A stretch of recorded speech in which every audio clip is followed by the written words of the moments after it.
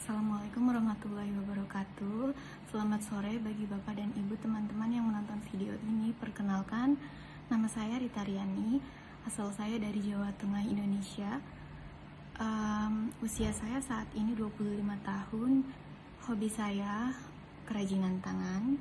Dan cita-cita saya memiliki usaha sendiri dalam bidang kerajinan tangan. Terima kasih, salam kenal. Perkenalkan, nama saya Muhammad Irfan Ramadan. Cita-cita saya jadi programmer komputer. Hobi Hobinya main komputer. Oh, amin. Assalamualaikum warahmatullahi wabarakatuh. Selamat sore teman-teman. Perkenalkan, nama saya adalah Novianti. Saya berasal dari Jakarta Barat, tepatnya di daerah Cengkareng dan Mogot.